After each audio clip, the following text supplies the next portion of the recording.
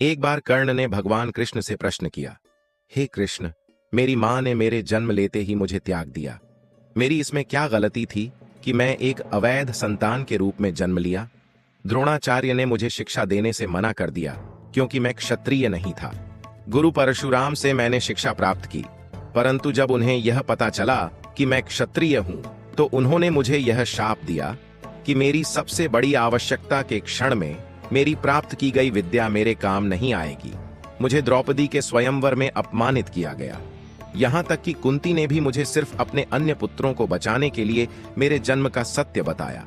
जो कुछ भी मैंने पाया वह केवल दुर्योधन की कृपा से मिला। तो फिर क्या मैं गलत हूं कि मैं उसका साथ दे रहा हूं? कृष्ण मुस्कुराते हुए बोले, कर्ण, मेरा जन्म एक कारागृह में हुआ था। मेरे जन्म से पहले ही मृत्यु मेरी प्रतीक्षा कर रही थी। जिस रात मेरा जन्म हुआ मुझे मेरे जन्मदाताओं से अलग कर दिया गया। मेरे बचपन में मुझे मारने की कई चेष्टा की गई।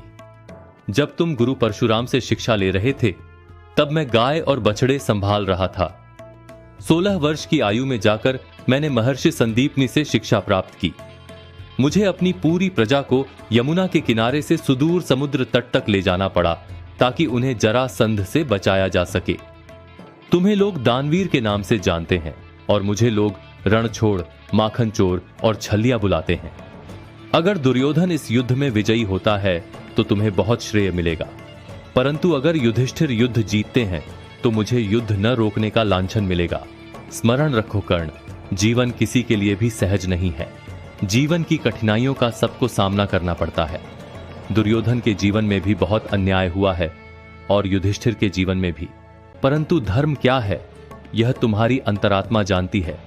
चाहे हमें कितना भी अन्याय सहना पड़े, चाहे कितनी बार हमें अपमानित किया जाए, चाहे कितनी बार हमें हमारा अधिकार न मिले, सबसे महत्वपूर्ण यह है कि हम उस समय कैसे प्रतिक्रिया करते हैं। आपत्ति करना बंद करो कर्ण। जीवन का अन्याय तुम्हें अनुचित रास्ते पर चलने का अधिकार नहीं देता। हमेशा स्मरण रखना, जीवन कठिन हो सकता है, लेकिन हमारी लक्ष्य का निर्धारण हमारे पादुकाओं से नहीं बल्कि हमारे उठाए गए कदमों से होता है।